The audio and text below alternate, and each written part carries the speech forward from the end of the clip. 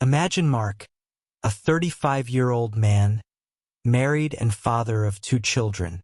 He worked hard as a logistics supervisor at a mid-sized company, but something always felt off.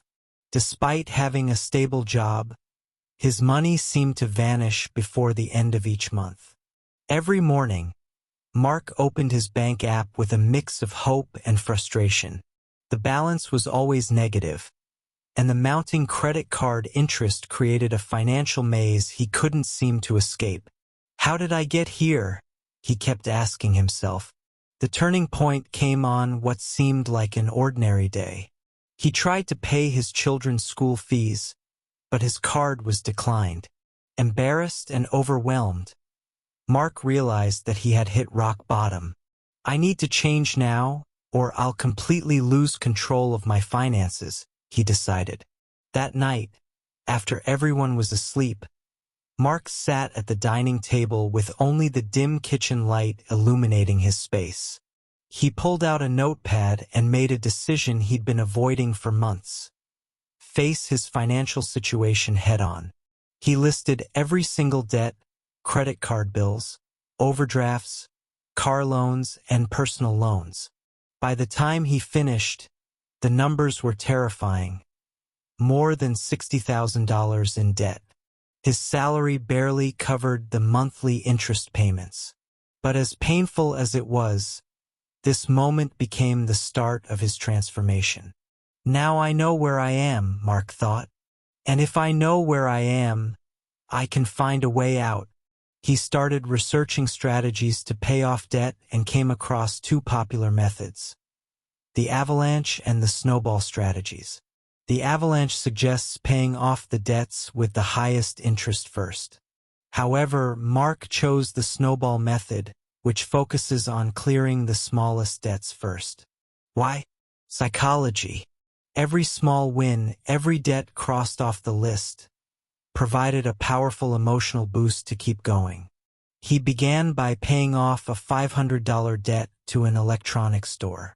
When he finally marked it as paid in his spreadsheet, he felt a wave of relief and motivation. That sense of accomplishment fueled his determination to keep going. But paying off debts wouldn't be enough unless Mark changed his financial habits. He realized he had to cut unnecessary expenses. He canceled subscriptions he barely used, like streaming services and subscription boxes.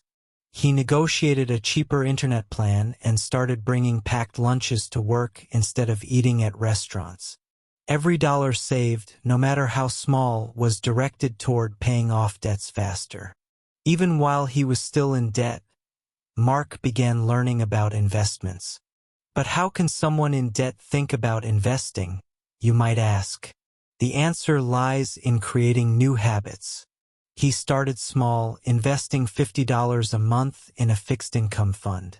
The goal wasn't to make a fortune immediately, but to build the habit of thinking long-term.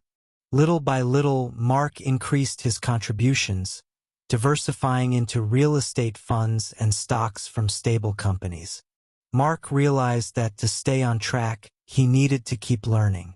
He started listening to financial podcasts, watching educational videos, and reading books like Rich Dad, Poor Dad. The more I learned, the clearer it became that building wealth isn't about luck. It's about applied knowledge combined with discipline, Mark reflected. There were difficult moments along the way. One month, his car broke down, resulting in an unexpected $4,000 expense. The old version of Mark would have immediately used his credit card without a second thought. But now, with a transformed mindset, he used part of his emergency fund to cover the expense, avoiding new debt. These challenges only strengthened his resolve. One of Mark's biggest lessons was developing an abundance mindset. He stopped focusing solely on cutting expenses and started looking for ways to increase his income. He took online courses and began offering logistics consulting services to small businesses. The extra income accelerated his debt repayment and investments. Mark also learned the importance of surrounding himself with people who had a positive financial mindset.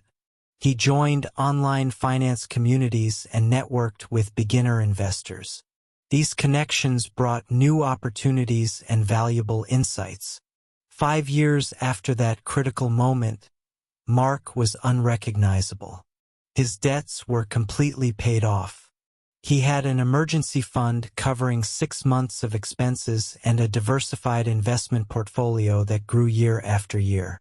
But more importantly, Mark achieved something money couldn't buy: peace of mind and financial freedom.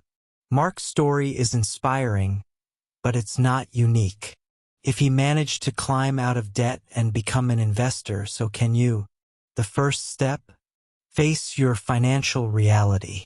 Make a list of your debts, create a plan, and start taking action today. The journey won't be easy, but every small victory will be worth it. The question now is, are you ready to start your transformation? Are you ready to break free from financial stress and start building the life you've always dreamed of? Don't just watch. Take action now. Like, subscribe, and turn on notifications so you never miss strategies that can change your financial future. And if this inspired you, share your breakthrough in the comments below, because your story could inspire someone else. Your journey starts today.